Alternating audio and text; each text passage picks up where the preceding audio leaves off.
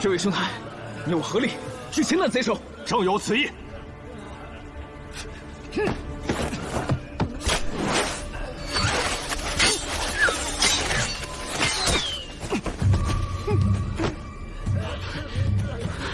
暗箭伤人，你算什么东西？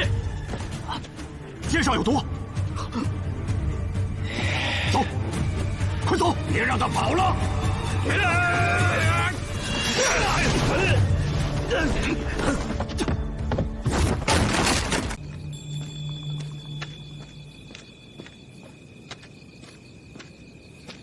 什么人？暗中跟我算什么？不如现身，见见真容。是你们？那两个号称狄公弟子的怎么不来？他们有要案在身。就凭你，也配那两个大人物亲自出马？疯婆子，不要再跟着我了！你站住！你怎么称呼我，我不计较，因为我看得出阿兄失踪，你很着急。你来云顶多日，肯定早有线索，不妨说出来，我们帮你一起找。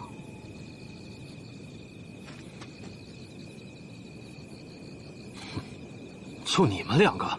我们跟着苏无名和卢凌风也破过不少大案子，你给我放尊重点。想让我尊重，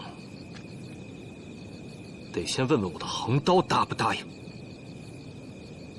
那就打一架吧。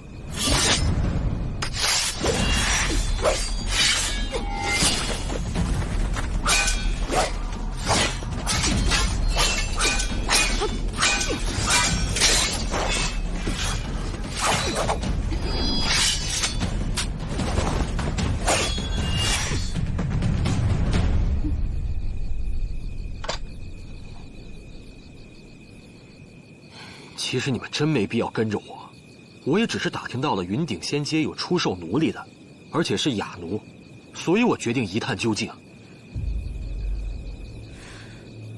云顶仙街，这个地方我们也听过，到底是个什么所在？据说是建在山坡上的一座建筑，那里既有酒肆、宝石店、香料店、皮货店、布染店等等，更有交易奴隶的场所。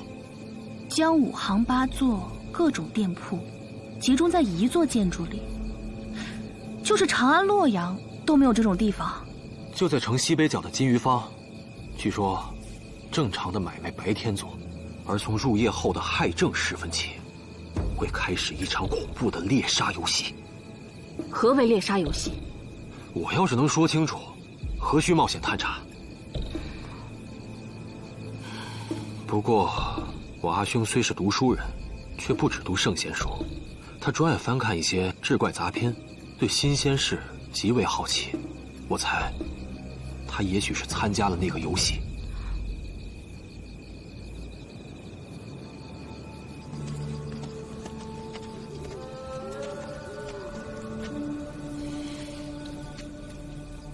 云顶就有这样的建筑？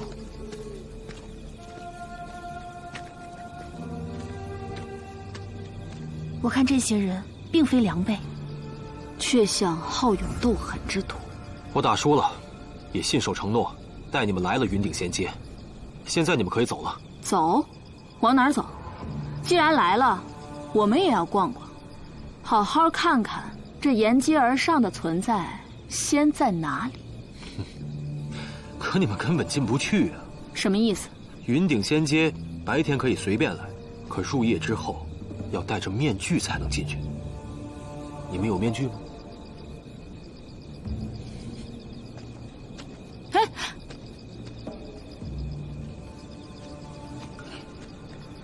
县城之内有这种地方，确实诡异。不过，其隶属于金鱼坊，我们可以找方正问一问。上次那边真是热闹，下次咱们还去。好。方正可在？金鱼坊哪有什么方正啊？如何没有？有方正就得管理。坐落在坊内的云顶仙街，那地方谁管得了啊？正要向您打听，那云顶仙街，一个女子打听那地方干什么？找死啊！你，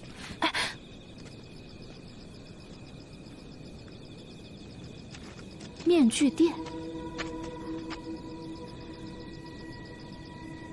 既然天黑之后进云顶仙街都要戴着面具，那进店打听岂不正好？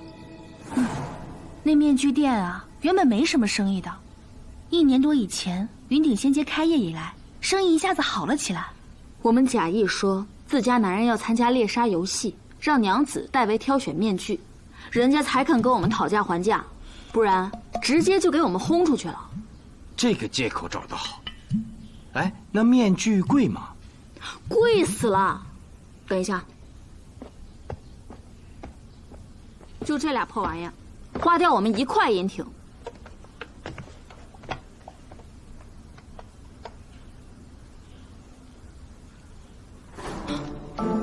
这么贵？跟赏金比起来，一点都不贵。哎，你，我向老板打听一下，那猎杀游戏到底怎么玩啊？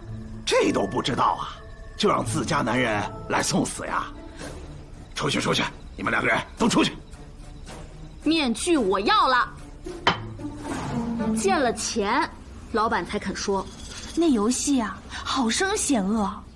到底是怎么玩？比如说，你想参加，就要先交一笔定金，按规矩最少1万钱，然后在亥正时分大门上锁之前进入云顶仙街。之后随便找个地方藏起来，或者有武艺可以击败所有杀手。到天亮，只要还活着的人，就能拿到10倍赏金。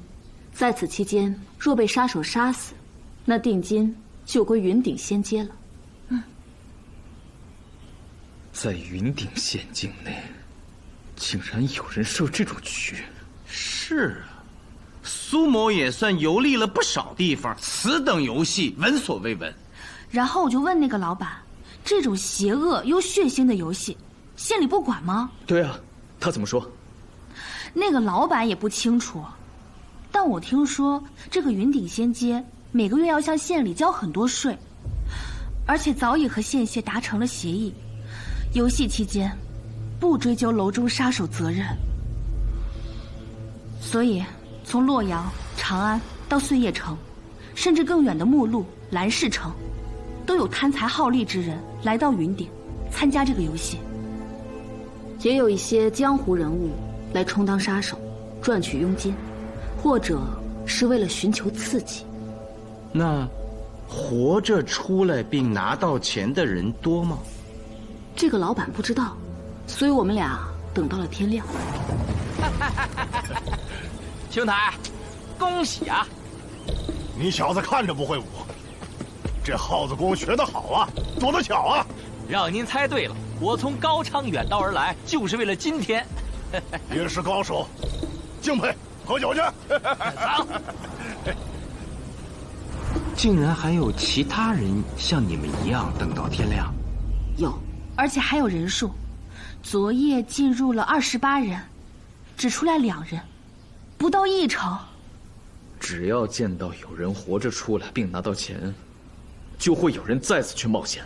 那些在外面等着看的，除了你们俩，应都心存侥幸，决定以命去博取富贵。分析的有理。我现在就担心啊，担心那个赵宇也进去了。怎么会？我明明看着他走了。那他戴上面具再回来，你能认得出吗？那个赵宇住在安远客栈，不算远。我这就去看看他还在不在。哼。哎，这吃饭怎么没叫老费啊？这昨晚又喝多了？是喝了不少，所以未叫。云顶仙街既然白天也营业，那咱们叫上老费去逛逛呗，没准能够帮他找到那个长生醉。老费，老费，樱桃，你们今早回来，老费在屋里吗？没有啊，我们觉得他肯定是喝多了睡着了，根本就没回来看。济世公不会也失踪了吧？咱们得赶紧去找找。老费嗜酒如命，没准睡在哪家酒铺里了。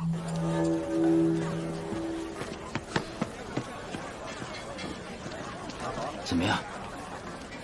昨日午后出去，一直未归。赵宇一定是擅自行动了。还有个更不好的消息。什么？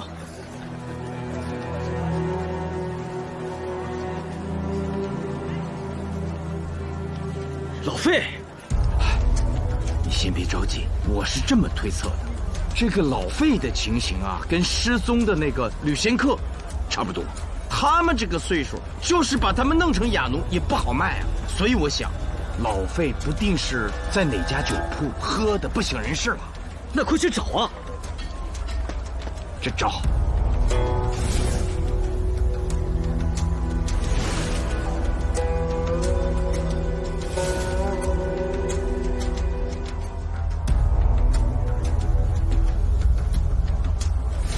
自从那天听说了长生醉，这老费就念念不忘。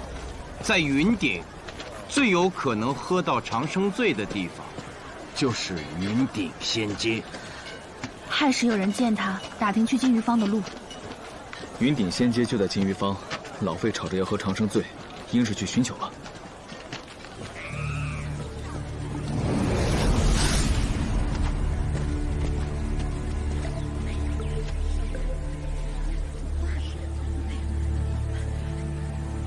卢县尉，卢县尉，我们拿着喜俊小姐做的话，把全县的酒色都问了一遍，一无所获。不过有人看见他在打听长生醉，可最近县城的长生醉供应短缺，要想喝到此酒，只能来云顶仙街了，对吧？是。哎，卢县尉，您不能进去。为什么？这仙界内人来人往的，我为什么不能进？有合约约定的，仙界之内自主管理，凡攻邪之人不得入内探查和干涉，更忌便装入内，否则会很麻烦的。何人签下这样的合约？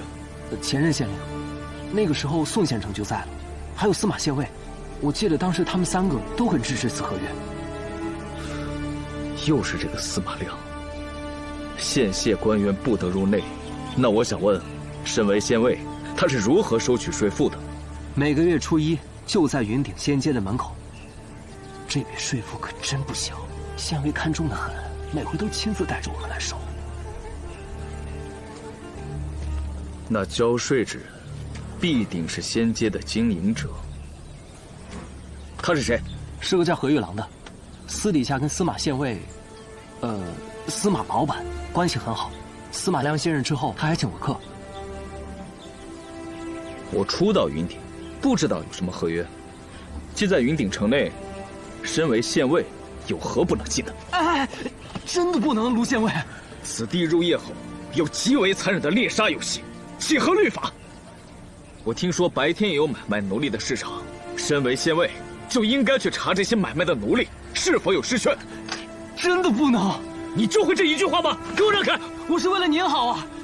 您别以为黄甫县令每天醉醺醺、稀里糊涂的，可这云顶仙街就是他在官场往上爬的台阶呀。而且我听说这笔生意的后台老板是朝廷中的大人物，就连每天晚上猎杀游戏都是得到都督许可的。都督？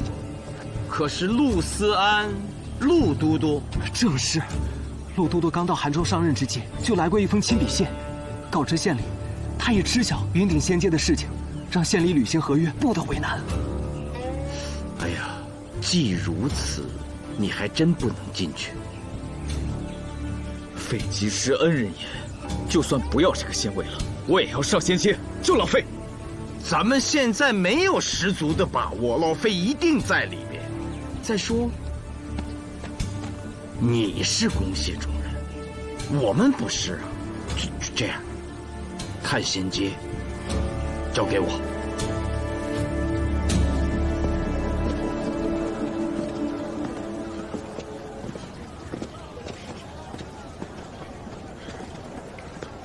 哎，义兄，那儿有家酒铺。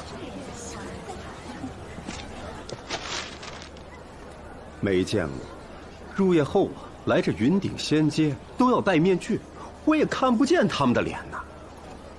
这个人啊，年纪不小了，穿得很破旧，嗓门很大。哦，亥时倒是有一个，穿的是邋邋遢遢，一身酒气，吵着要喝长生醉，可是我店里没有啊，他就骂骂咧咧的走了。多谢啊。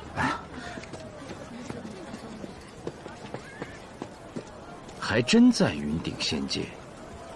这家店的老板叫秦夫，吴菜背上的天王像，清溪肩头的芍药，都应出自他手。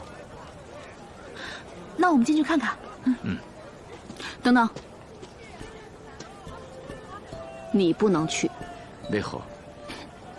你看着就是个书呆子，根本就不像美身之人，进去难免被人怀疑，打草惊蛇。喜君其实也不太像，太乖巧了。要不你们先往前走，我去就来。好吧。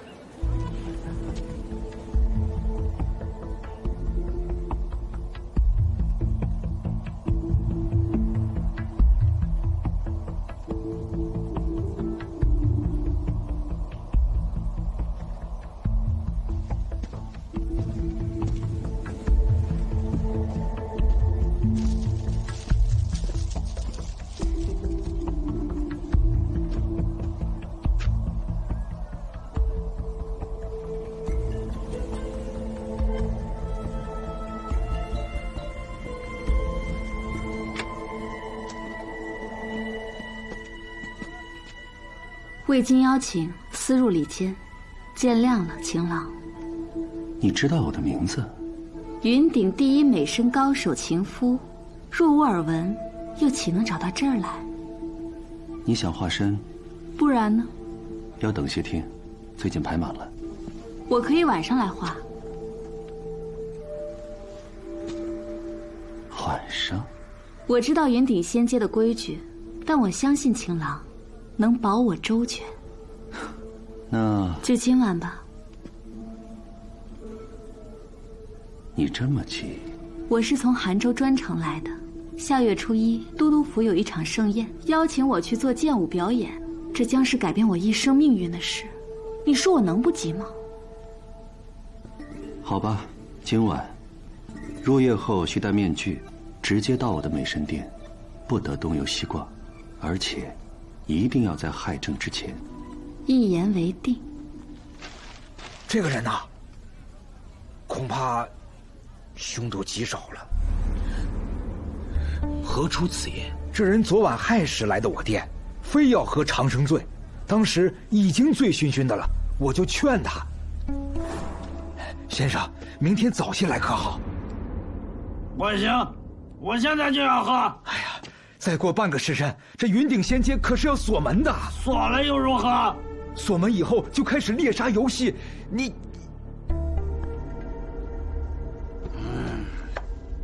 无妨，快把长生醉给我拿来。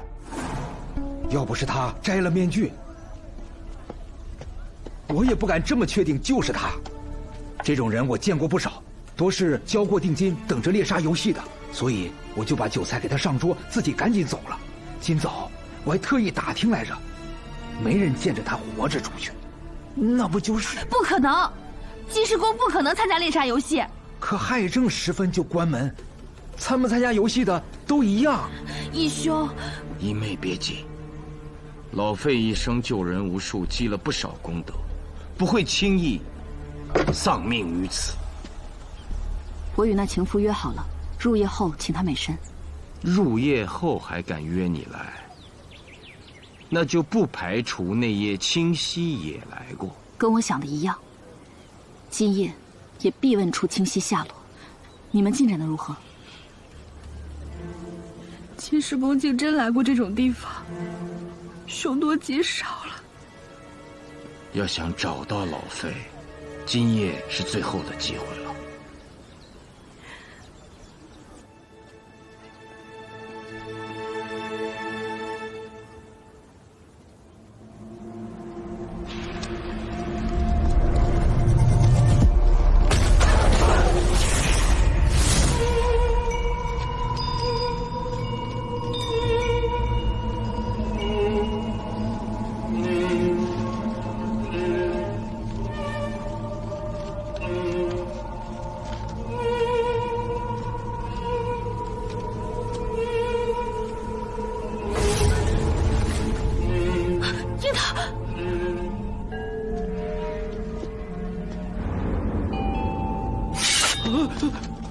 别杀我！别杀我！别杀我！小伙子，你躲在这儿干嘛呢？哦，是想参加猎杀游戏挣赏金？是啊，我想躲在这儿，看有没有人发现我。还好现在是白天，要是夜里，你这辈子都见不到自己的爹娘了，还不赶紧回家去！我爹。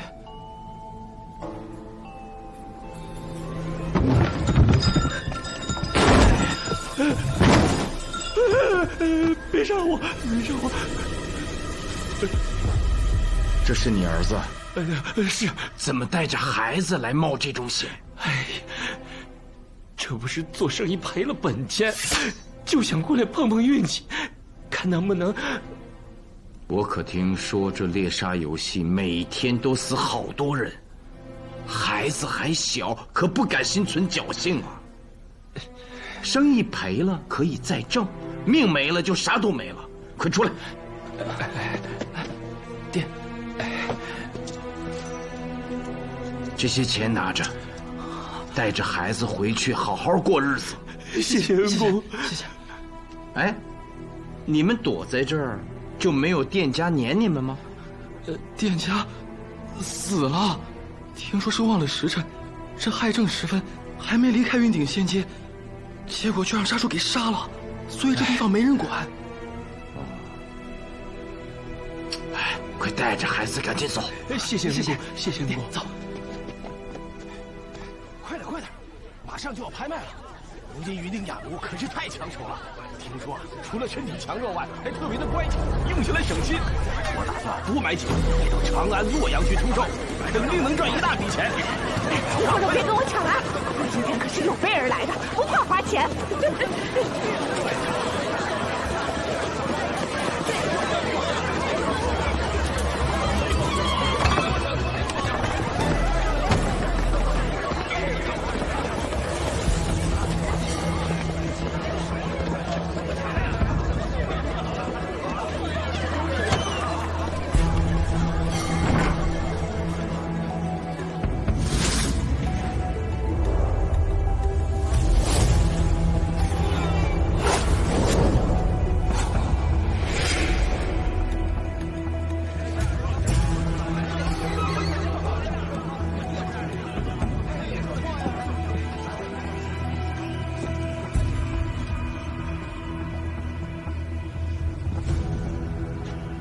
各位贵客，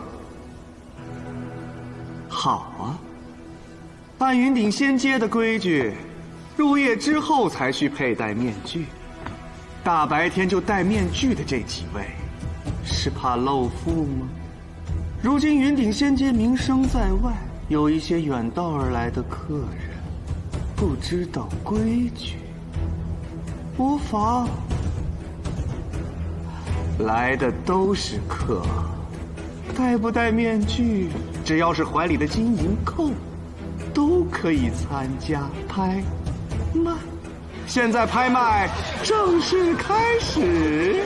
今日有30个云顶雅奴要卖，这是第一组，10个。这人怎么不阴不阳的？我倒觉得像是宫里的。哎。这是云232，今年25，四肢健硕，性安静，喜劳作，还会跳胡旋舞。转一圈，来。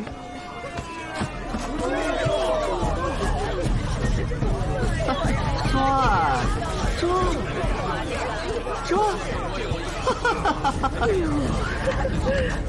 转起来，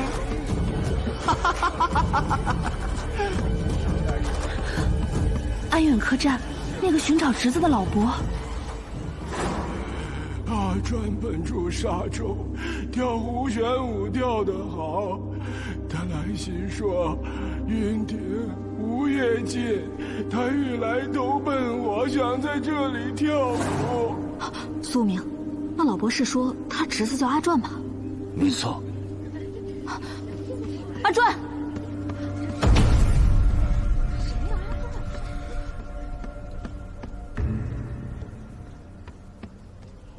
停。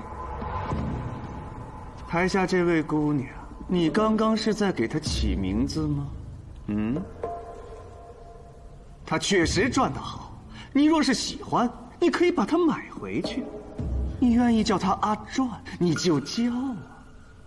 他确实跳得不错，我也是情不自禁，只是不知道他从哪里来。所有的雅奴都是一语而得，但具体是哪儿我不能告诉你，否则我云顶仙阶的生意还怎么做呀？现在开始拍卖，雅奴232，3万钱起拍。3万钱，贵了，贵？你现在觉得贵，等你买回去用过之后，你就会发现一个字：太值了。3万钱，我要！3万2千钱，3万5千钱，我最喜欢看胡旋舞了。3万8千钱，4万钱，4万5千钱。这哑奴壮士，我要定了。还有没有人继续加价？我从5数到1，如果没有人加价，那就算成交了。5、4、3、2。10万钱。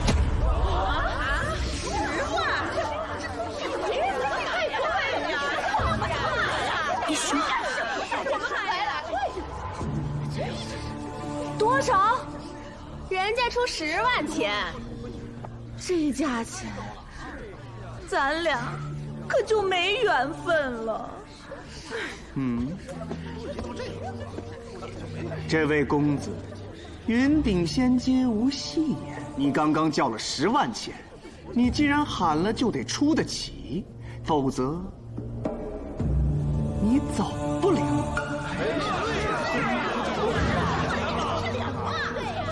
既叫得出，一定能出得了。10万钱一个，今天所有的哑奴我全包了。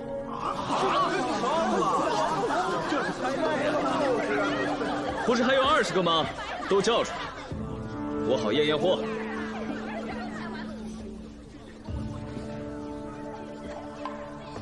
你若是真的来买哑奴的，就按照云顶仙阶的规矩，一个一个的来。如果你是来捣乱的，我何玉郎可不会对你客气。捣什么乱？30个，我全要了。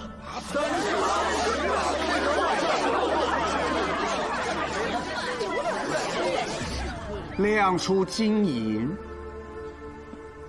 可以，但是你也得答应我，成交后确定保人，然后一起去官府立试券。如此，那我也能知道这些卖主的真正身份，也能知晓这些哑奴的来源是否合大唐的律法。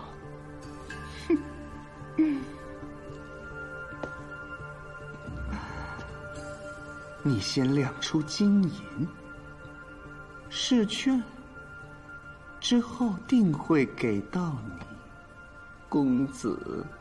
那可不行，按我大唐律法中杂律规定，凡买卖奴婢者，已过价而不立试券的，过3日吃30。看你如此含糊，是想让这些远道而来的买家跟你一起挨板子呀？试券拿来，给你看。这是云232的，你自己看。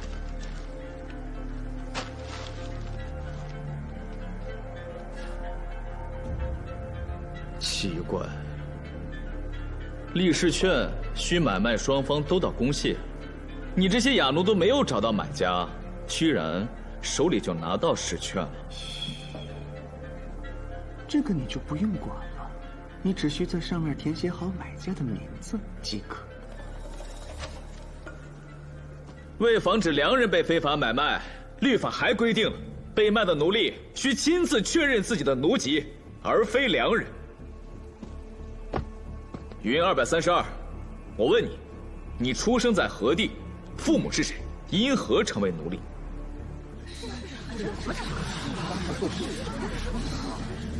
接着问呢？我卖的是哑奴，你让他如何亲口说呀？我不能亲口承认，就是非法买卖。你这个云顶仙阶，要害这么多人，一起跟你触犯大唐律法吗？说的可真是好啊！你就是来捣乱的。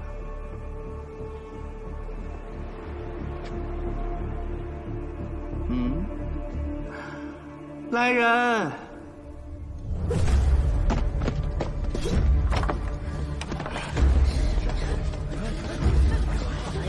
帮我把客人们请出云顶仙街。行了，我出去吧，别打出去！我们外面的，领导，快点！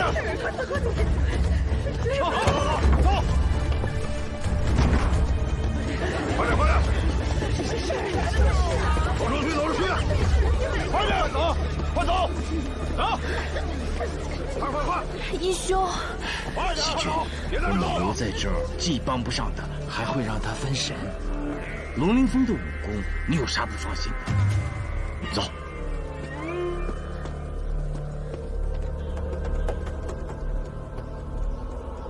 如果识相，赶紧释放所有雅奴，否则云顶仙街被捣毁之日就在眼前。你好狂啊！玉郎，先把雅奴带走。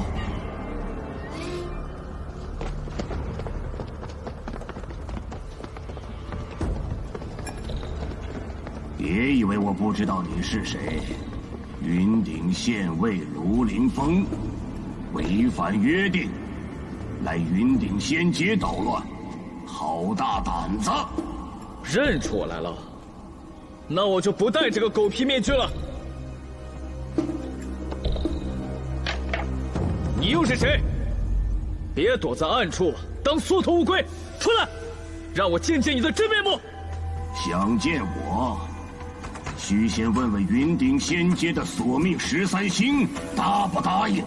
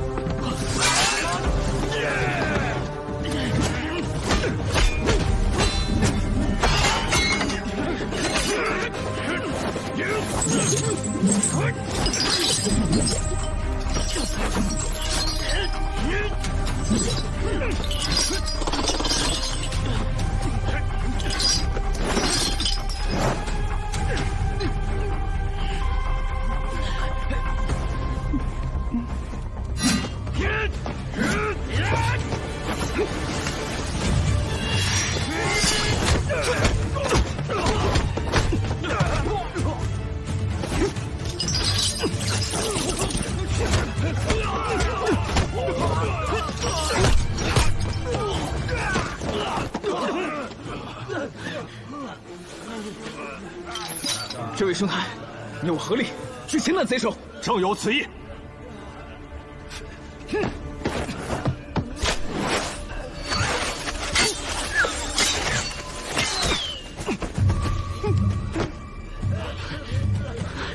暗箭伤人，你算什么东西？箭上有毒。走，快走！别让他跑了！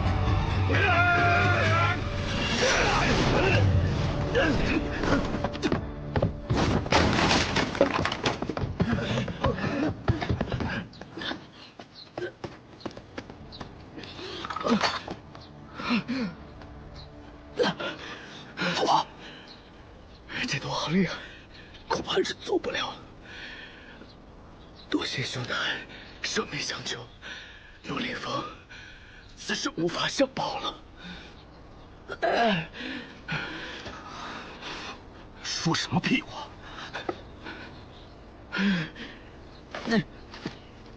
司马亮，陆校尉，陆校尉，当时的县令已高升，而我司马亮却被罢官。听说司马兄跟那何玉郎有些交情，他到底什么来路？真是从宫里出来的？谁知道？前几天还请我喝过酒，我百般套话，何玉郎却丝毫不露马脚。我只知道此人是宋商的一个同窗带到云顶来的。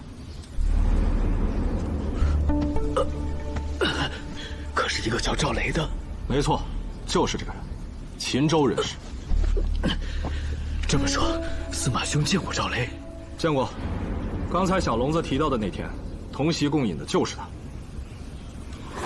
怎么，也找到你那里去了？哎，他的兄长赵雷确实是我的同窗，可根本没来云顶找过我。宋商在撒谎。既然司马兄一直有所戒备，就没有怀疑那些人口失踪案与云顶仙阶有关？当然怀疑过。可曾查过？查过。如此，烧毁卷宗之人，应是怕司马兄探破真相。不，那些卷宗并没有被烧毁，都在我这里。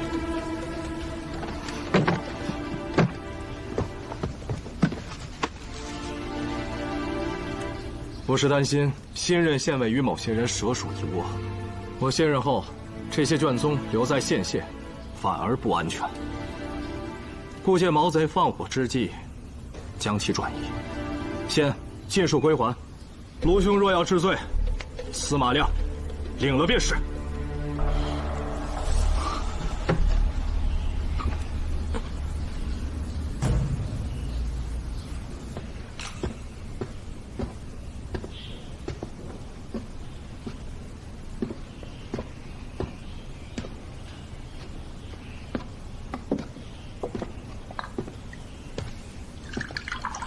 索隆不是说卢凌风已无大碍了吗？别再想了。我是在担心姬师公。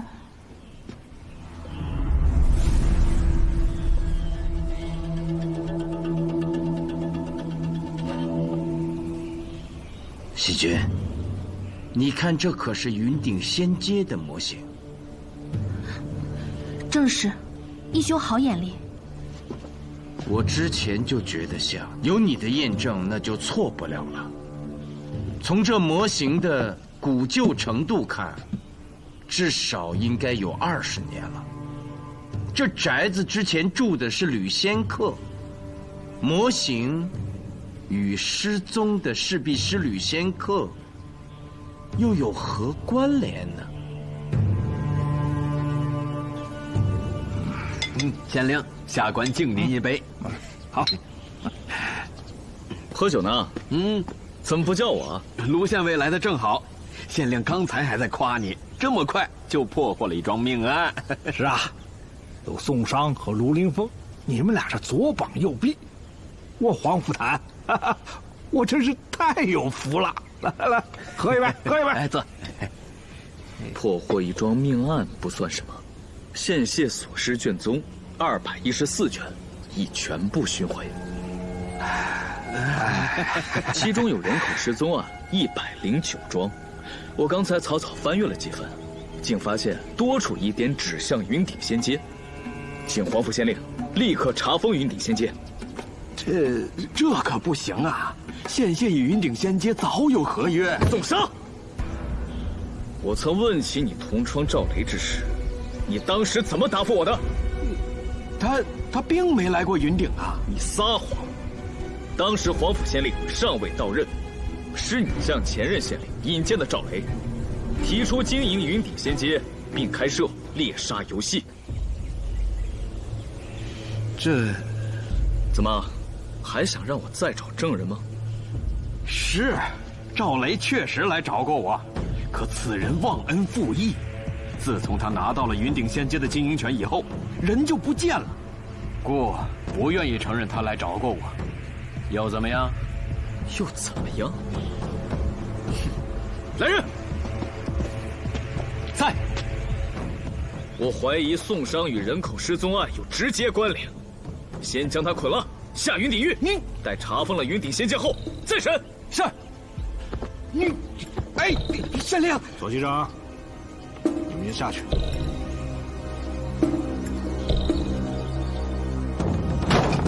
大胆索隆！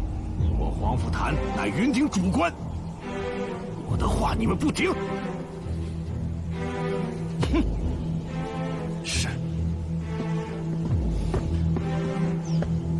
县令，卢凌风。宋商可是你的上司，你要拿他下狱。人命关天，卢凌风顾不得许多。有本现在，你没有这个权利。此案涉及多条人命，又有多名失踪者危在旦夕。特使卢凌风请求特办。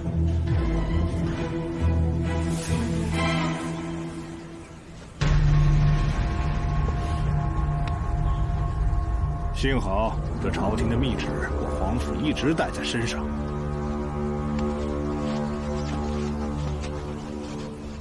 大理寺少卿卢凌风，居功自傲，以致失察，故左迁韩州云顶尉，以求断其秉性。若其潜心锤炼，只需鞭策；若仍胆大妄为，卢凌风，后面你自己看吧。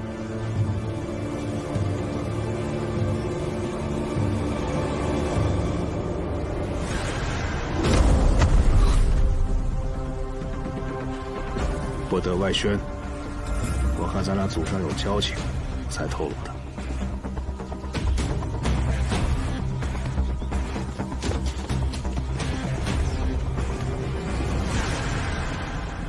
据此模型用兵，可速破云顶仙阶。现如今最关键的是要快啊！我们迟一步，老费就险一分。龙凌风，要速下决断啊！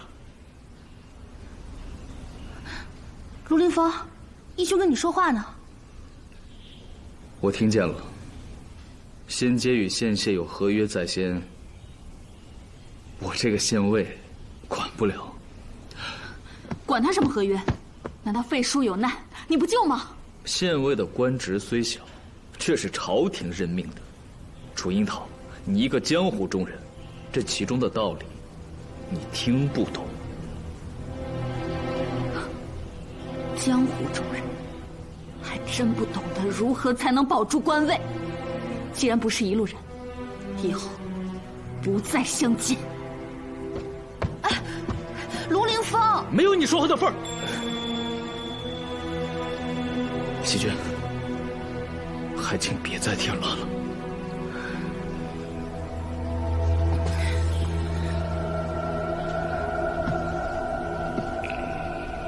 告诉我，到底发生了什么？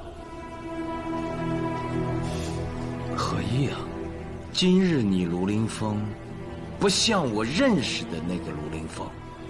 云顶仙阶是诡异莫测，不做准备贸然前往，确实容易中了埋伏。我也知道你受了伤，不是已无大碍了吗？如今找到了这个模型，应该即刻研究用兵之策，趁着天亮一举剿灭之才对啊！更何况你已经打草惊蛇，你就不怕那些奸邪组织之人逃之夭夭？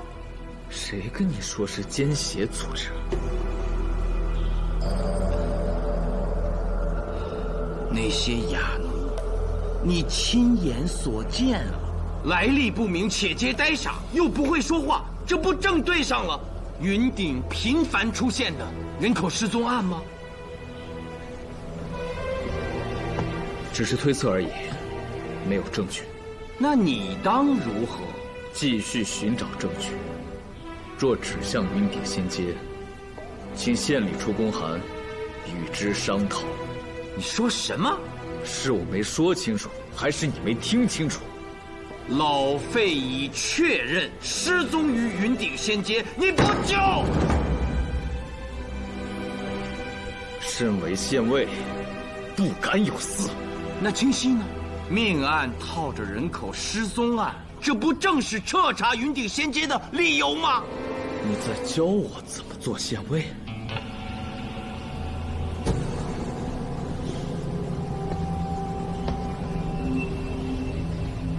我知道，一定是黄甫谭或者宋商从中阻拦。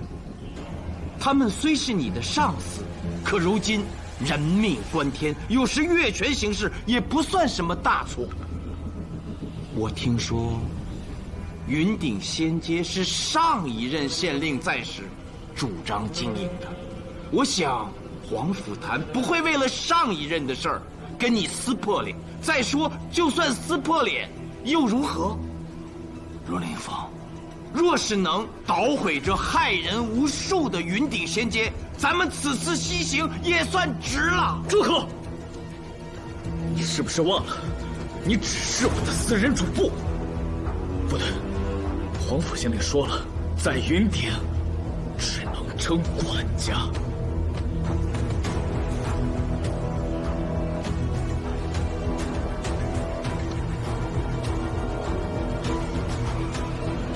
不管是管家，还是私人主簿，苏某不干了。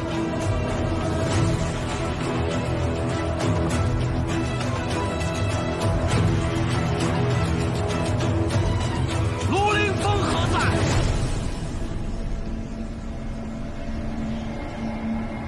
无能之辈。义兄，站住！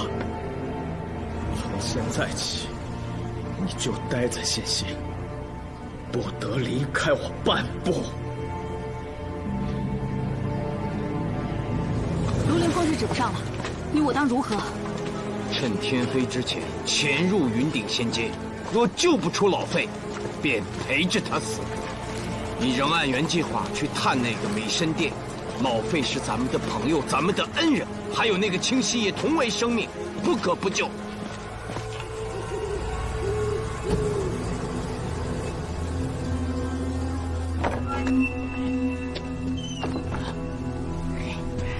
老子不等什么癌症时刻，我就在这睡觉，到明天早上领赏钱。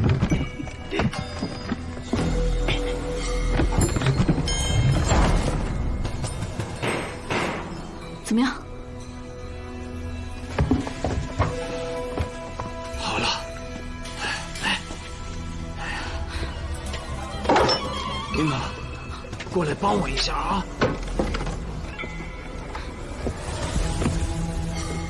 好，撒手。你确定要这样？为救老费，得探破此诡案。宿命虽死无憾。没事，只要你不出来，应无性命之忧。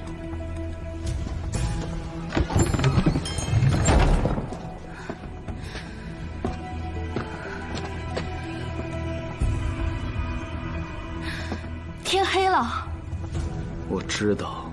你知道义兄和樱桃要去云顶仙阶，还不有所作为吗？我无能。凌风，义兄白天问的话，我再问一遍：今天到底发生了什么？你会变成这样？我本是相信你的，我从来没有怀疑过你的胆识和勇气。但现在看来，我错了。干什么去？云顶仙阶就进师宫。愚蠢！卢县尉，怎么对一个女孩子说这么难听的话呀？有失范阳卢氏的风雅。裴小姐，我听说令尊是前吏部侍郎裴坚，到云顶后，你还没把自己的身份亮出来吧？哦，那就好。今晚酒席宴上，让黄府县令宋县长多敬你2杯。我可没心情喝酒。从长安到云顶，跋山涉水，裴小姐一路同行，与卢县尉的关系也就一目了然了。此时他虽稳坐县县，却心急如焚。裴小姐要想帮他，今晚这顿酒得喝好呀。这位是前任县尉司马亮，今日我被毒箭所伤，就是被他所救。司马兄值得信任，喝酒确实可以解忧，但今日我刚与他们吵翻，不知……放心，我已经替你约好了。裴侍郎的千金，哎呀，卢凌风，裴小姐随你来到云顶，你怎么不早说呀？怪我，小女不想惊动县令县丞。再说，家父已被贬局县。被贬？那只是暂时的吧？我听说新天子所倚重之臣，多数都是裴侍郎提拔的，怕是用不了多久，令尊就会重返京师，入朝为相了。啊，倒是有这些传闻，不过都是传闻而已。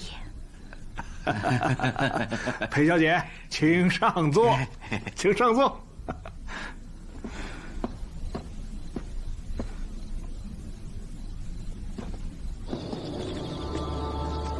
亥时已至，半个时辰后关闭大门。届时未退出者，视为参与猎杀，生死自负。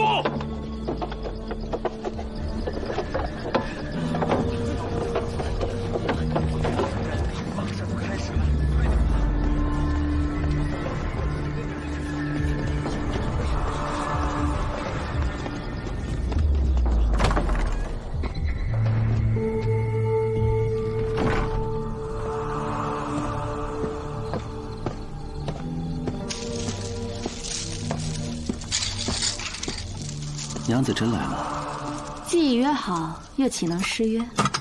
只是外面那2个红袍怪人吆喝什么呢？听着好烦人。白日里，你不是说你知道云顶仙界的规矩吗？知道啊，我戴了面具。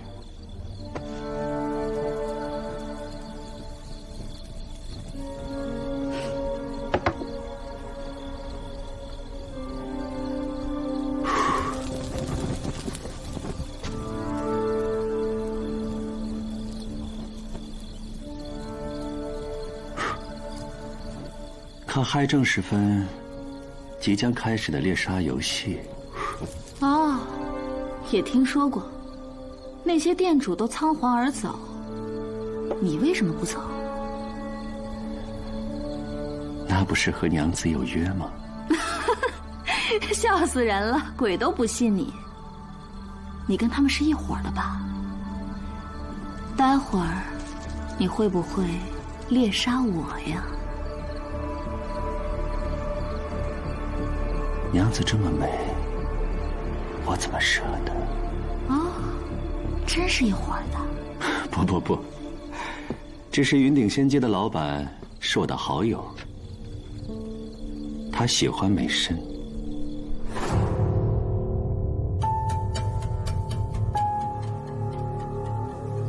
他每次来我这儿美参，我都不收钱。作为回报，猎杀游戏不得骚扰我的店。你看，这么多颜料花样子，要是允许藏人再来猎杀，那要糟蹋成什么样子？还怎么做生意？当然，在我这里躲过一夜的人，也不能领取酬金。在你这里躲过一夜的人，都是女子吧？是，但你是最美的一个。瞎说，我还认识一个，不仅人长得美，舞跳得更美。哪有？娘子，你想画什么？画在哪里？芍药，含苞待放的芍药。画在哪里？肩头，一边一个。你不是来卖身的吧？不美身，冒着被猎杀的危险来找你，就只有一个目的了，找人。那娘子叫清溪，善舞，肩头各画了一朵未绽放的芍药。前夜亥正时分，她来找过你。人在哪儿？我怎么头晕了？头晕，你坐会儿，休息一下。你刚说那女子是在我这儿画的芍药，不过前夜没来过，你弄错了。想见清溪还不容易吗？先跟我缠绵一会儿，亥正时分把你卖上去，自然就见到了。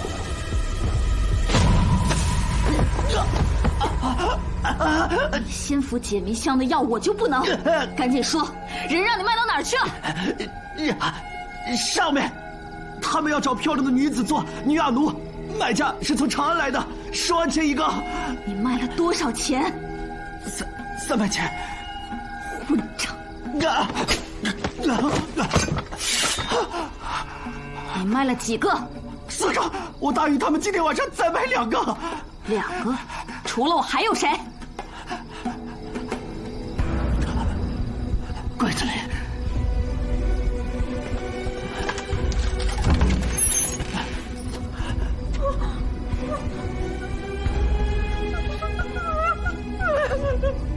救救我！前夫这个畜生奸污了我，他还说要把我给卖了。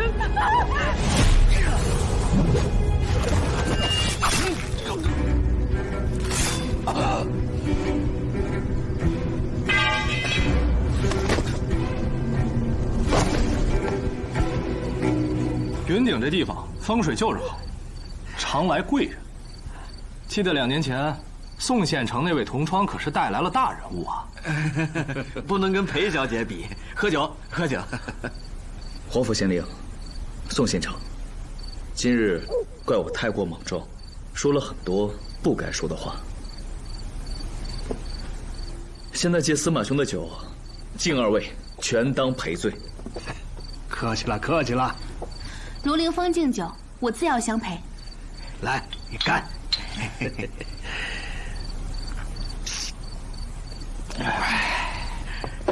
卢兄是因为什么事情赔罪啊？不会是云顶仙阶吧？司马兄还真猜对了，就是云顶仙阶。我很好奇，云顶县为何会允许它的存在？年轻气盛。当年我和你一样好奇，不过自云顶仙阶开业后，我就心服口服了。你以为四面八方的人往这儿跑，仅仅是因为云顶是美酒之乡，仅仅因为这里不禁宴，有夜市吗？不对，上一任云顶县令不到2年时间就提拔为沙州长史，那是因为云顶的赋税是韩州之最，这赋税2大支柱，一个是酒，另一个就是云顶仙阶。哦，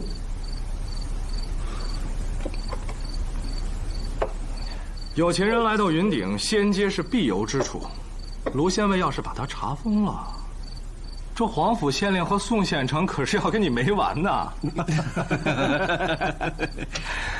既然司马兄提到了此事，那我就说2句。关于云顶仙阶的猎杀游戏，大唐确不曾有过。但是长期存在下去，会不会破坏本地的公序良俗呢？这一点，卢县尉不必担心。这是我整理的名单，早就请黄府县令过目了，你看了就知道。迄今为止，死于云顶仙街的地痞、无赖、赌徒共计306人。我不敢说我云顶县完全风清气朗，但奸恶之徒至少被清除了70%以上，有前科案底的被清除了90%以上。我到任之际便有判断，为了发横财到那楼中亡命一搏的，多数不会是什么好人，故而我才支持。原来是这样。虽然其中死者也有少数良善，可做什么事儿都不可能万全嘛。多谢黄府县令的教诲。不敢不敢，喝酒。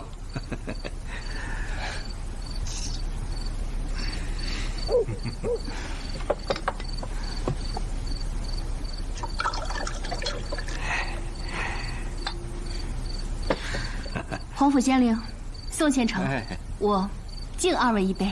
裴小姐就别敬了，我一直看着呢。我们每次都是一饮而尽，裴小姐每次只是抿上一小口，这个敬法我们可没法喝呀。我敬酒只喝1口，但被敬之人要全喝完。这规矩啊，是公主定的。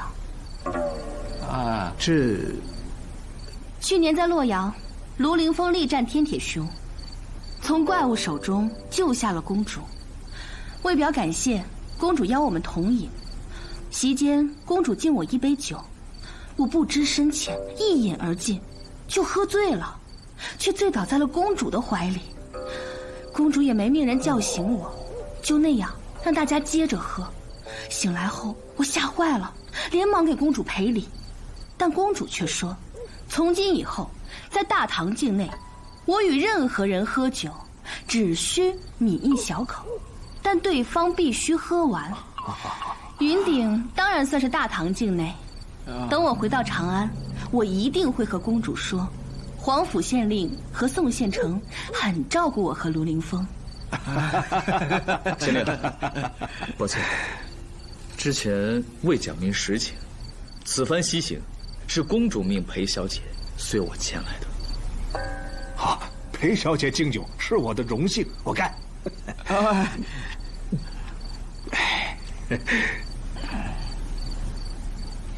宋县城，公主虽比不了新天子，不过朝中宰相多出自于她门下，您这是不给公主面子喽？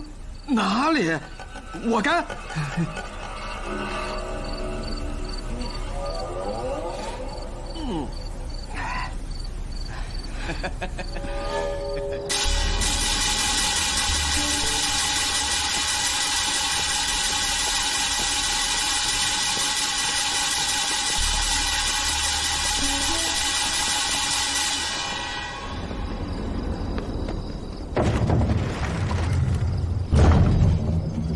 太正时分，猎杀既起，见得晨曦10倍金银，先接金银锤4瓜，舍命一搏就能摘到了。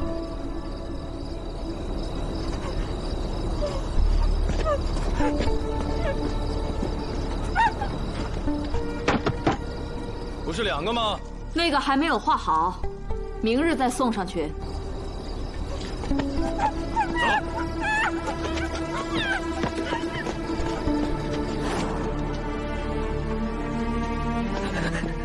此时已过亥正，想安全离开是不可能了，也不能叫那些杀手进来。一旦情妇的尸体被发现，咱们俩就危险了。女神，是你救了我，我是在托替你的。别杀我！别杀我呀！放几个月前，你小子早就没命了。现在我们可舍不得杀你。看这小子身强体壮的，一定很值钱。走，陪你喝好酒去。走。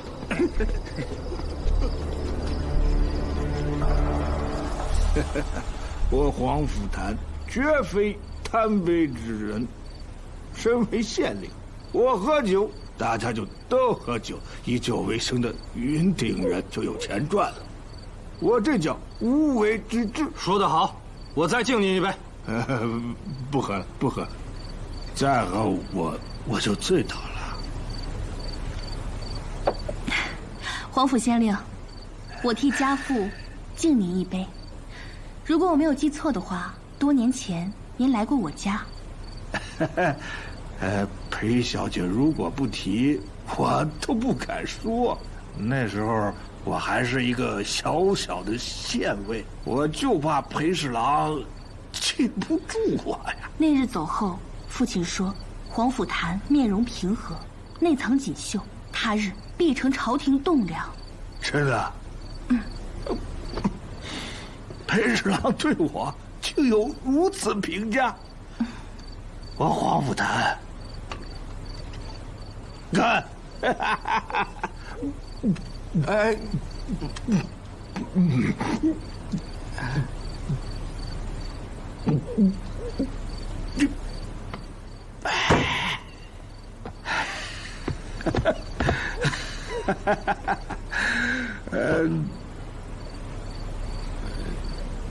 我内急，失陪一下。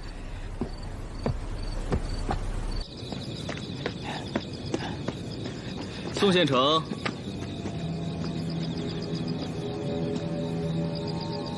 茅厕不在这边。哎，我还有事，先走一步。那可不行。你什么时候跟司马亮混到一起的？你们故意把县令灌倒，意欲何为？看来你猜到了，宋商，你要去云顶仙街报信，那可不好。还是回去接着喝吧。龙凌风，你想动云顶仙界，你别忘了那道圣旨，我现在就把你就地罢免。宋县长，这皇甫县令喝多了摸他身上的东西，算偷还是算抢啊？这东西不是皇甫县令的，这是你个被罢了官的，跟龙凌风勾结在一起，有何好处？你得掂量掂量。是罢了官，白衣之身更自由。来吧，我敬你3碗。我不喝。宋商，今晚你只有2个选择，要么你喝醉了什么都不知道，要么我喝醉了横刀乱舞，让你什么都不知道。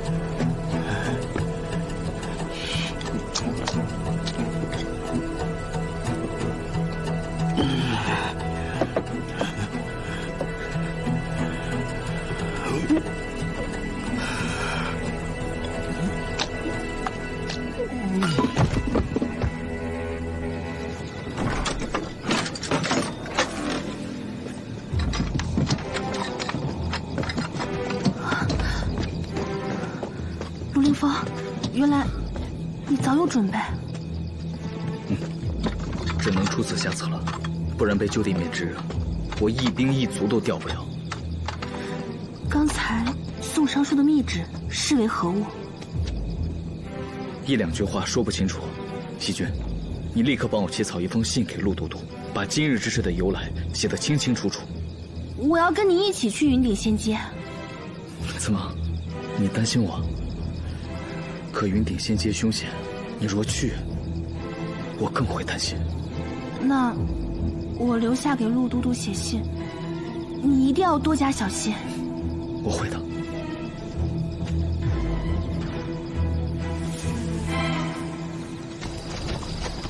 多谢司马兄及时赶来相助，否则陆凌风绝想不出这么好的对策。这小聋子耳朵灵，知道你有难处，特意跑去告诉我的。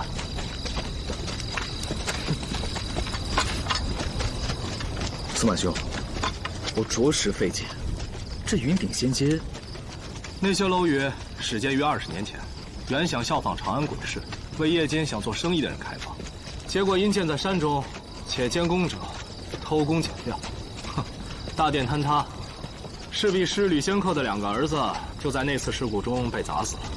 等等，吕仙客的儿子负责督建工程？不，他们想工程结束后成为云顶鬼市的经营者。后来吕仙客一直带人重建，终于在几年前竣工。可由于死过人，老百姓颇为忌讳，所以原本的计划迟迟没能实现。那时我已是云顶县尉，综合地理位置、往来客商的需求，更为以酿酒卖酒为生的云顶百姓谋福利，提议取消夜街，在县城中心开放夜市。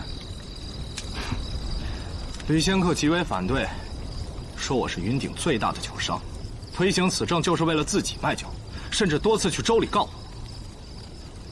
只是最终，夜市开了，他的仙街毫无价值。直到2年前，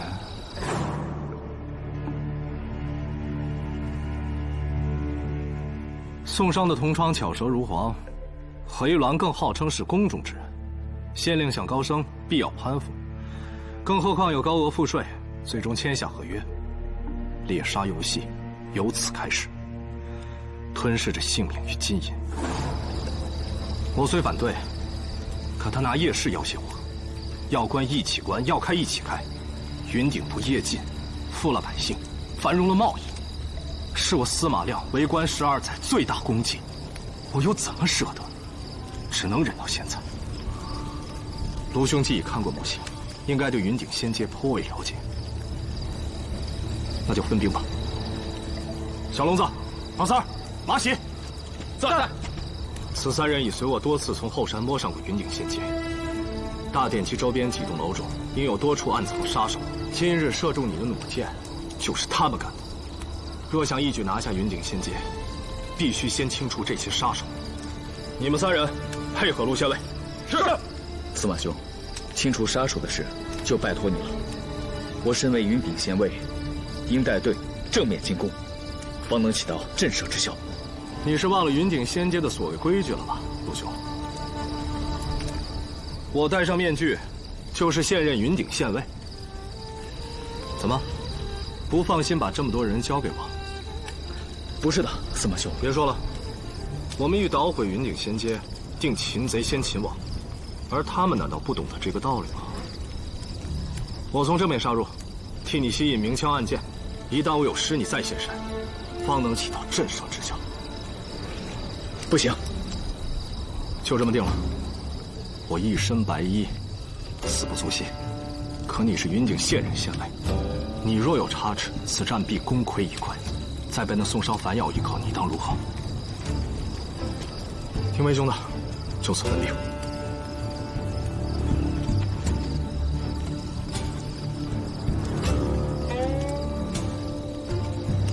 卢县尉，跟我们走吧，这里有条尽头。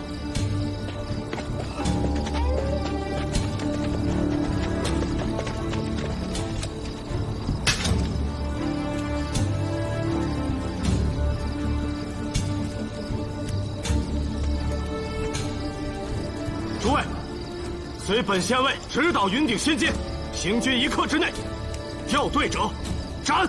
是。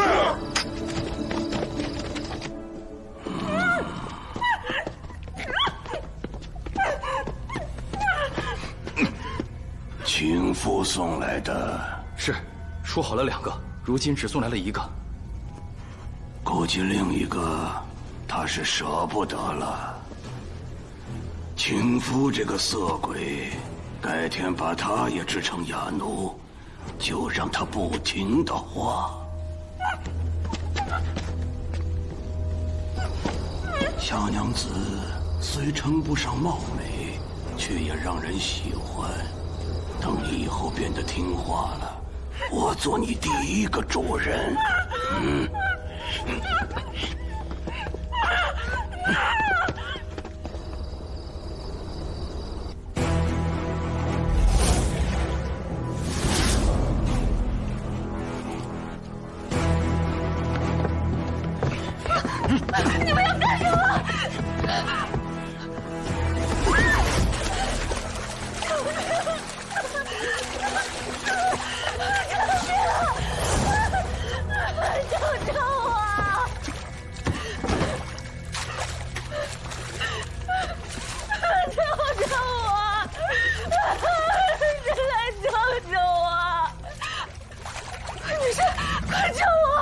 清气可在？姐姐，这好像就是他。我之前在清风那儿见过他。先别着急，我自会救你们。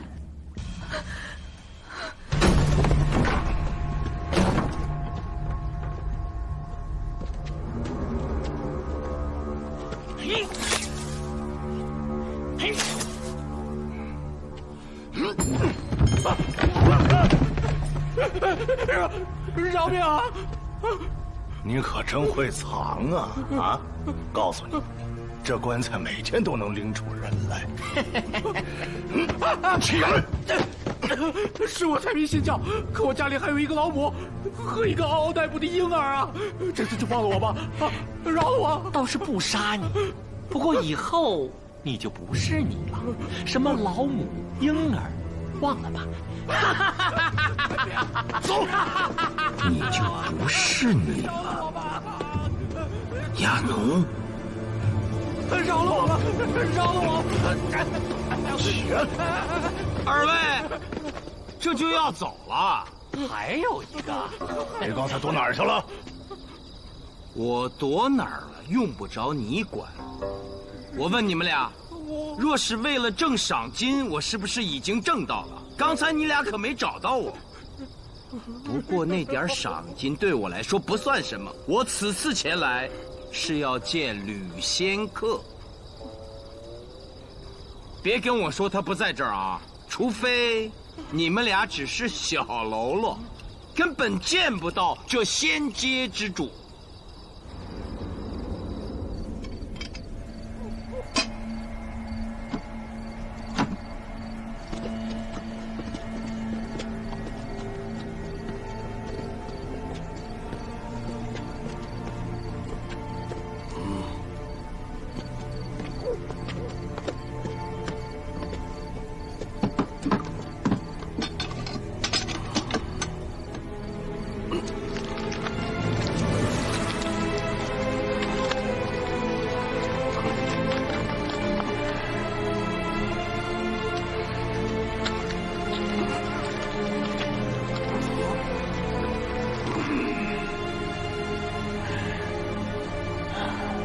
可以了，拉出去，放入风箱之中。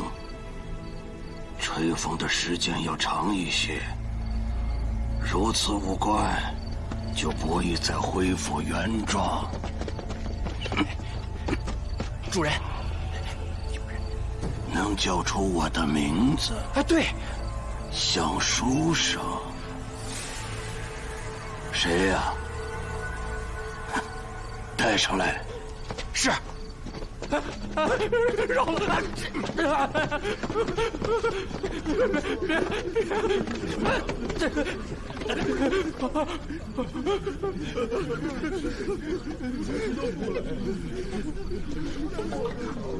快走！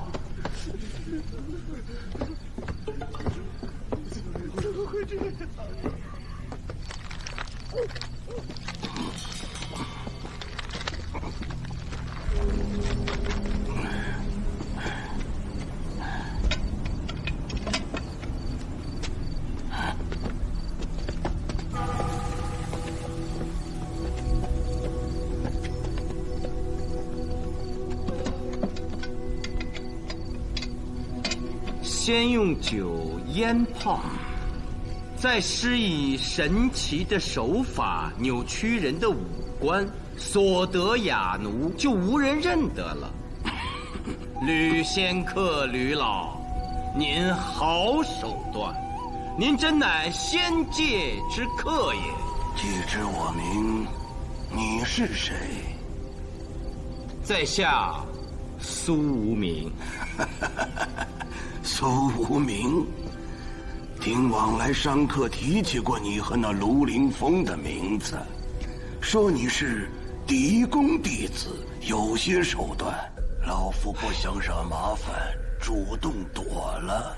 可没想到啊，你到云顶没有几日，倒是离老夫越来越近了。如此说来，您是故意失踪，就是为了脱离我们的视线。是啊，可还是被你们找来了。我听说你只是那庐陵峰的谋主书生而已，来送死吗？苏某天生对诡异之事就特别好奇，我不亲眼来看看，又怎知这云顶雅奴的来历？只是我有一事不解啊。那秦州赵雷不是你们的同伙吗？怎么也变成雅奴了？赵雷啊，2年前他来到云顶，仗着和那个宋商是同窗，又巧舌如簧，把那前任县令骗得跟个傻子一样。我亲手设计的，死了我2个儿子才建成的这宏伟建筑，成了他的云顶仙街。我假意与他合作，还出了许多的金银。直到半年前，我觉得我不再需要他了，就把他扔进了酒池。谁知道他没有被淹死，没有渴死，没有饿死，只是傻了，哑了。我就运用柔骨之法，改变了他的相貌，把他做成了第一个云顶雅奴。我明白了，而后的猎杀游戏就变成了猎奴游戏，所有参与者皆被做成了云顶雅奴。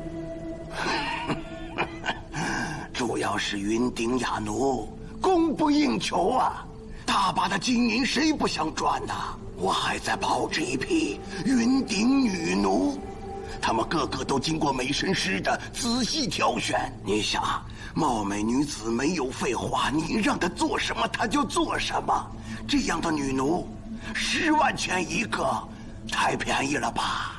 这倒满足了男人的欲望，一定好卖。哎，可是吕老，您都这么大年纪了，儿子又死了，要那么多钱干什么呀？一把年纪又如何？你看这是什么？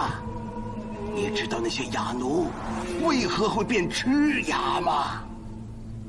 因为他们的灵魂被我淹了出来，这便是那吸取灵魂的所在。只要我攒够1000个人的灵魂，我把它一次享用，便可以长生不老。主人，别跟他废话。我还有一事要问。说。每日都有在猎杀游戏中胜出者得到赏金，那不会都是你的手下假扮的吧？当然，否则每夜送上门的怎么会络绎不绝？哎呀，吕老真是高明，少拍马屁。很快，我便会让你从这高处走着滑梯，如梦幻一般滑入我的酒池，经过精心腌泡，打捞上来，我亲自给你牛骨。嫡公弟子做成的雅奴，我得卖多少钱呢？20万？不，我要留你在身边自用。若如此，苏明多谢吕老。这人是不是傻呀？哎，二位兄弟就别笑话我了。受人排挤、算计，不得不从长安逃到了云顶。这一路上就有3波刺客要杀我。我每天如惊弓之鸟，如丧家之犬。想我苏明，虽师从嫡公，却一事无成，漂泊半生，如今还是白衣之身，又惹人妒，遭人恨，每天有多少人要置我于死地啊？人生于我何其苦啊！今日一见到吕老，就觉得格外亲切，甚是崇拜。您能收我为徒吗？您制作哑奴这绝技，他得有传人呐。主意倒是个好主意，只是你是在骗我，我不会上你的当。我不想再看到这个人了，把他扔到酒池里去。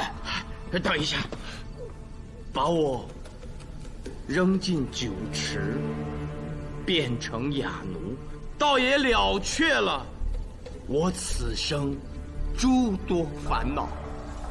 吕老，请再受苏明一拜。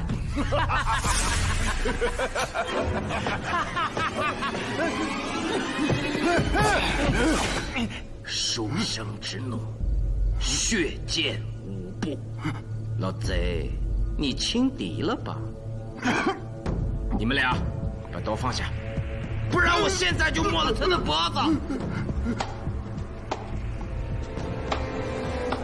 好，太好了！你赶紧宰了他！你宰了他，这云顶仙劫就是我一个人的了。日老，你在说什么？快救义父啊！呸！我是看你手上有金银，云顶有势力，才叫你一声义父。现如今死去吧！你个假货官，你竟敢背叛我！我当然是假的，是你和宋商、赵雷串通一气，逼着我冒充宦官，伪造书信，骗那个杀县令的。再说，我原本就是和赵雷一起来的，对你哪儿来的背叛呢？你们还愣着干什么？杀了何玉郎！义父，老东西，你也不看看，如今这云顶仙阶，红袍、绿袍，哪一个不是我的亲信？索命13星，还不都是我江湖上的朋友？哦，对了，还有他们。主人，玉郎，我一直对你细心栽培，委以重任，你怎忍心背叛我啊？你呀，年纪大了，自己干不动了，就想找一个人来帮你干活。可你这个人生性多疑，你不信我，利用权力来试探于我，还找了2个人来监视我。我这个时候要是不再做点什么，怎么对得起你的试探呢？背信弃义，背信弃义之徒！说我背信弃义，那我也是跟你学的。还有你苏娘，你可真是狡猾多端呐！刚才你那一招扮猪吃老虎，精妙绝伦。抹了他，抹了他的脖子，杀了他！不舍得，那你们俩就一起下去吧。过些日子，我来为你们扭骨，亲手把你们2个变成一对云顶了。老哑奴！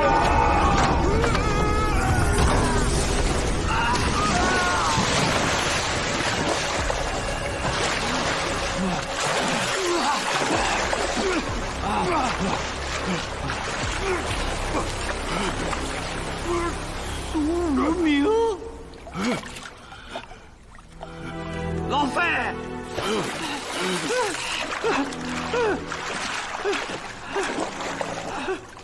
我终于找到你了！我老费贪杯才被弄到这儿来的，可是苏无名你怎么也……我是来救你的。哎呦，太好了！你不是也跳进来了吗？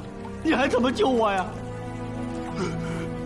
我要是救不了你，就陪你一起死。泡在这里这么久，怎么还这么清醒？不像他们似的。嘘，还不是因为有那个醒酒珠。赵宇，过来，快吐出来！苏先生，我不听劝告，恐怕要跟我阿兄一个下场。快，喊一会儿，要不然待会儿你也晕了。哎，赵宇，就是那个人，就是他把你哥赵雷变成了哑奴。老东西！饶命！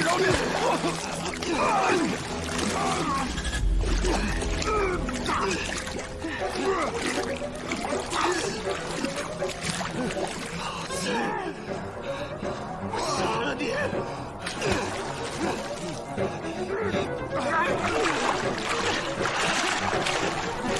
好了，老贼，你想用这种方法吸走人的灵魂，真是痴心妄想，荒谬至极！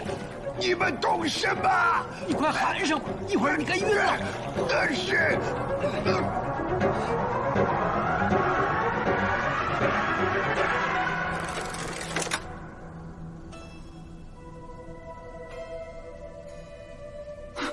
老东西，还指望他长生不老？做梦！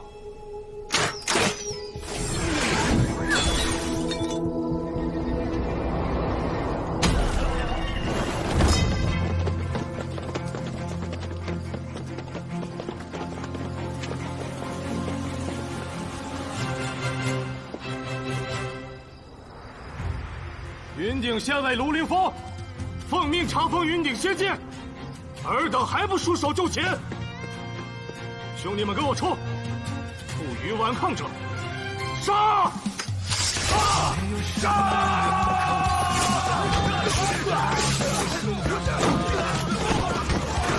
抵挡热血流淌，不放手真相。谁在夜里无名之处，没收一念希望？照亮黑暗，心怀此生信仰，踏遍山河间无恙，是心破滚烫，烧出一道光。血眼中悲怆着虚想，苦血流淌，正义的渴望。英雄有泪不轻扬，只怕繁华推不挡。只身无悔的前往，寻找一个真相，守住这颗心燃烧的滚烫，与君同在无尽里奔向。什么？不可能！是真的，你来看。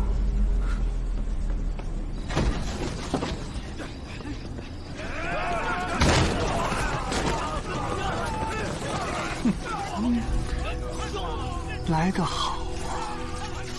既然来了，我就让你有来无回。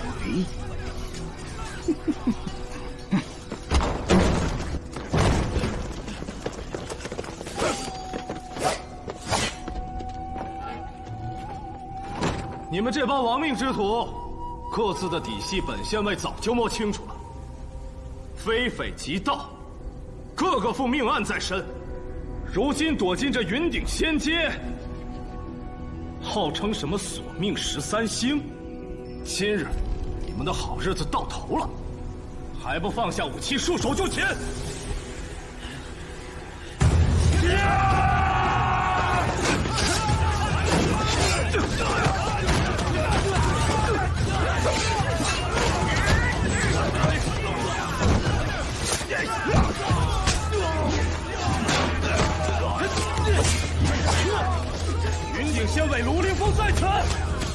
交出贼首，投降者不杀。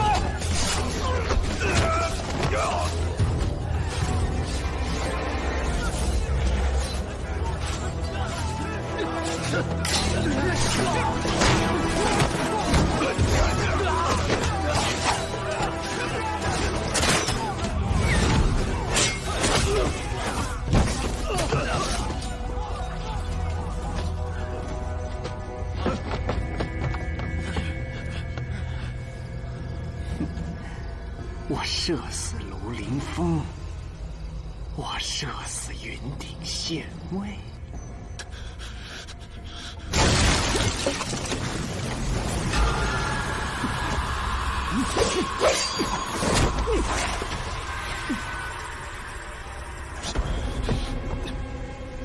司马兄，司马县尉，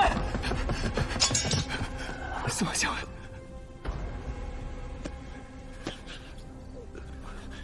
司马亮，伤势如何？陆县尉，莫分山战友出没。把我耙子拿来。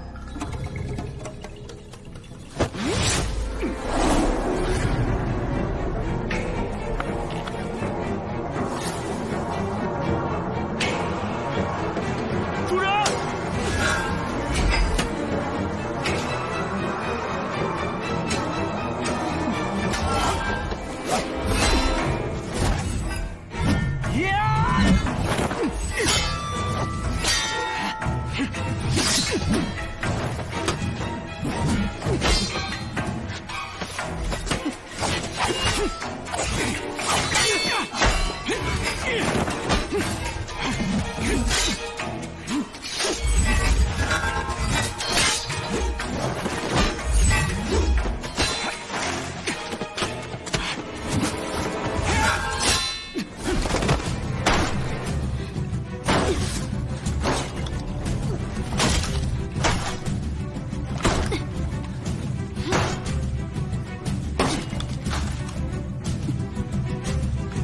里面的当心了！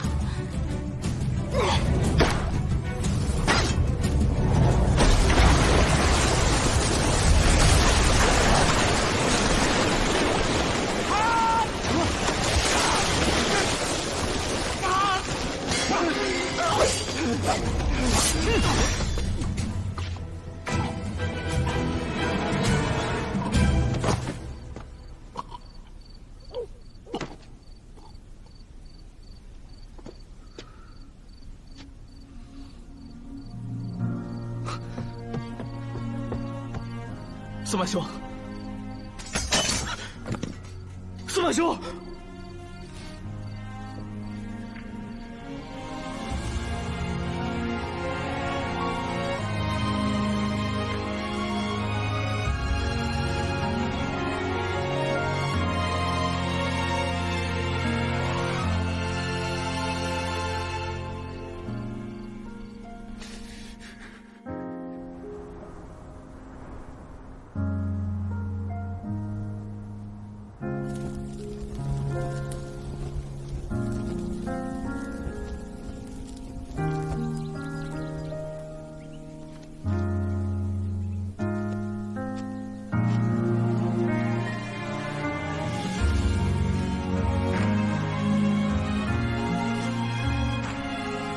云顶不夜进，富了百姓，繁荣了贸易，是我司马亮为官12载最大功绩。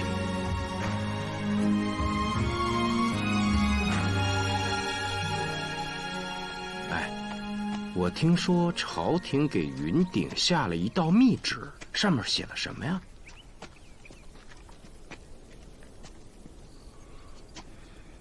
这你有必要知道吗？啊？卢凌风，不光义兄想知道，我们都想知道。大理寺少卿卢凌风，居功自傲，以致失察，故左迁韩州云顶尉，以求断其秉性。若其潜心锤炼，只需鞭策；若仍胆大妄为，卢凌风，后面你自己看吧。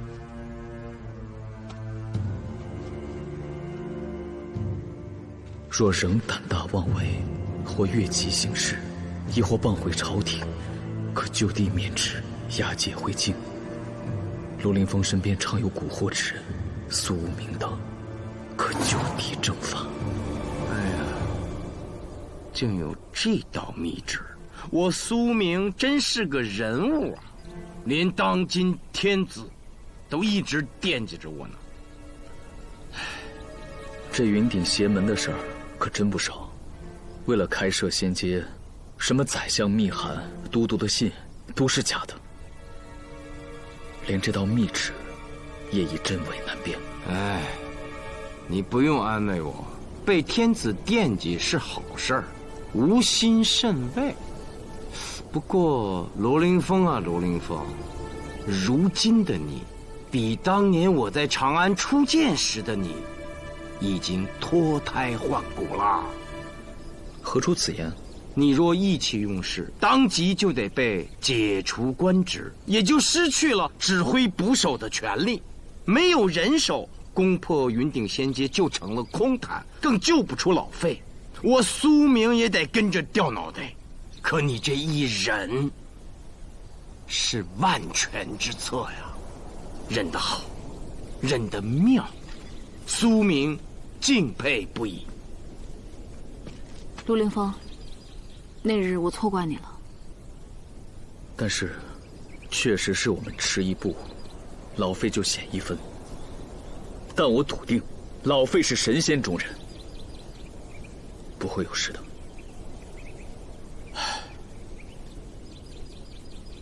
不过最重要的是，我是无能之辈。嘿嘿，这就又回到了从前的陆凌风，小心眼，记仇。云顶的朝阳又升起来了。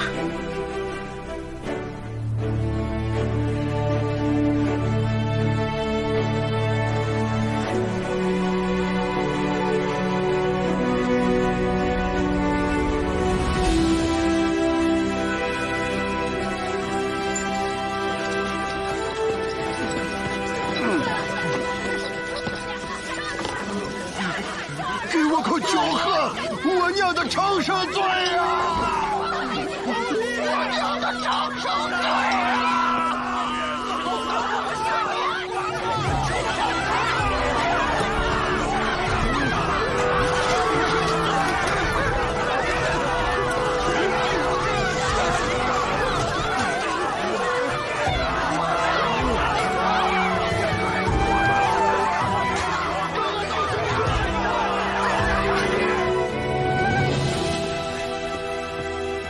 二位仁兄，云顶仙阶已彻底查封，有关重新实行夜禁的公示，我已经起草完了，还请卢兄过目。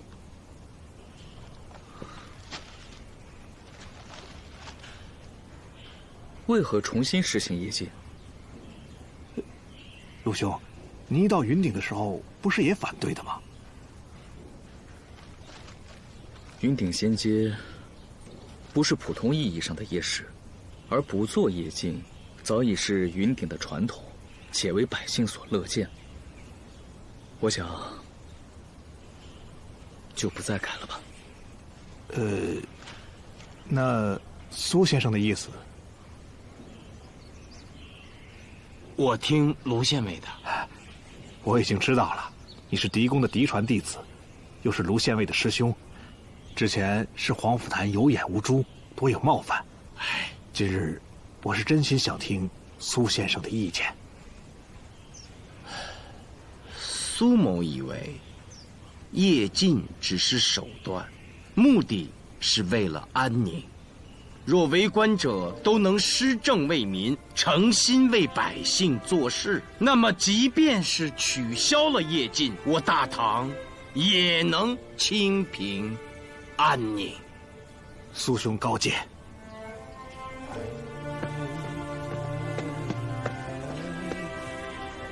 禀黄府县令卢县尉苏先生，截止至今日，已在云顶境内解救哑奴174人，暂都安置在云顶仙阶原址等待救治。好消息是，废技师费神医已经治好了3人。哑奴还能治好？看看去，请。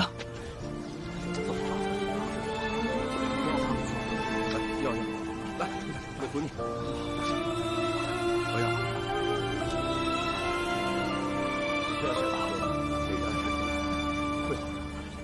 张嘴。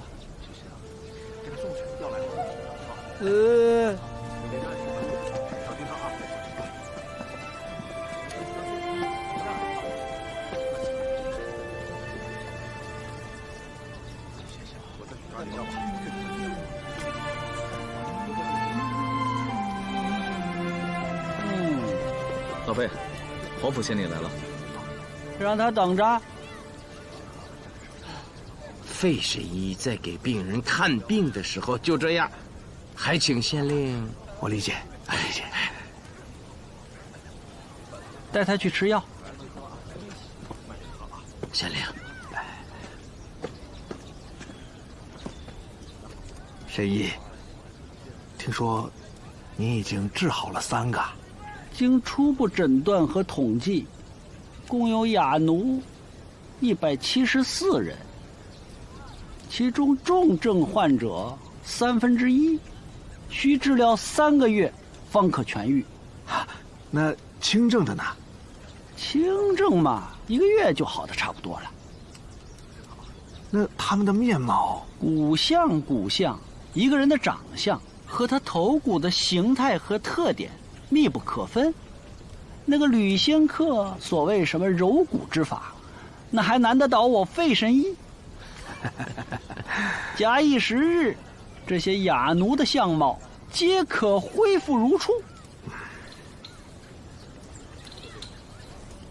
你是县令？正是。请坐。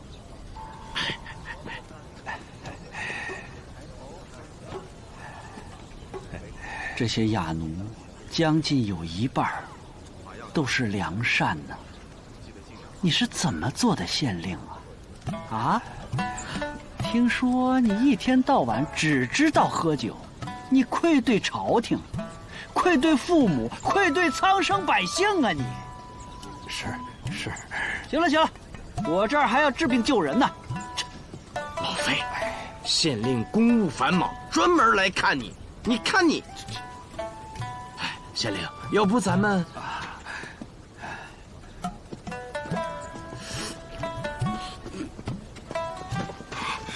刚才骂得够狠啊！不会是苏无名教你的吧？骂人还用他教？我就是想趁此机会教训那个黄甫谭，让他知道怎么做官。费叔，了不起！济世公，你也别太辛苦了，今儿早点回去，我给你做好吃的。还有，我买了云顶最好的酒。那个长生醉呀，那都是腌制哑奴剩下的玩意儿，不能喝。我买的可不是长生醉，云顶红。云顶红倒是好酒，不过老费已经发过誓，不把这些哑奴都治好，我绝不再喝酒，滴酒不沾。什么？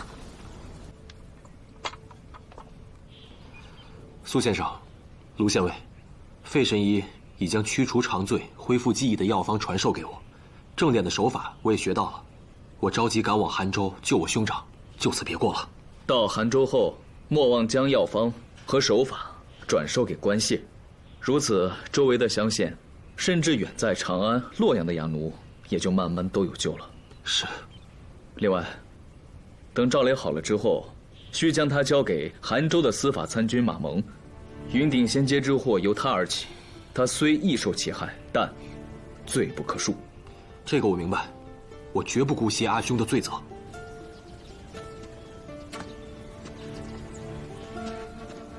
赵宇，未来有何打算啊？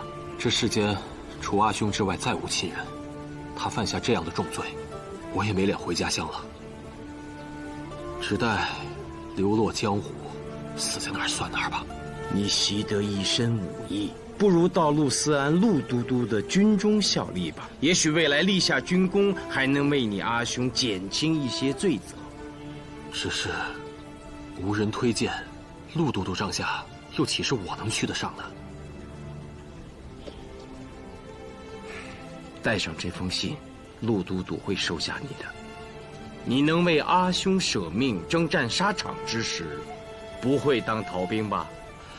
请苏先生放心，赵宇得苏先生推荐，定当全力报效，早立军功。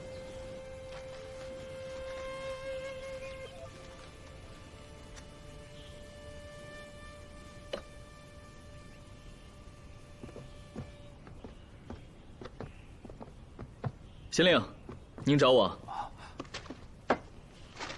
二位，这是我刚写的。好字。确是好字，有皇甫太尉之风。惭愧，惭愧呀！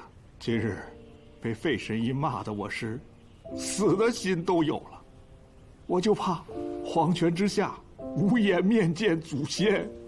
皇甫坦发誓，从今日起做个明白官，再也不喝酒误事，再也不听信小人的谗言，再也不……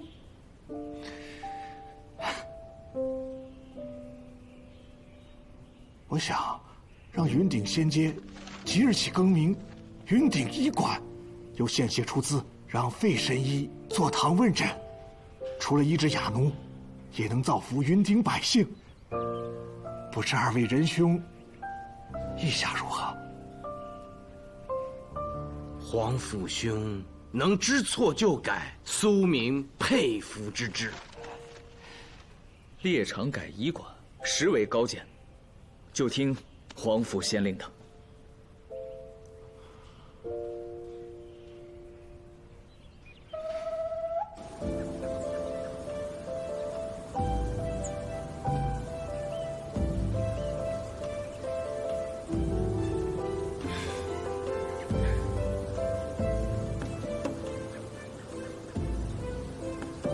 喜君，好了没有？吉世公的胳膊都酸了。再坚持一下，马上。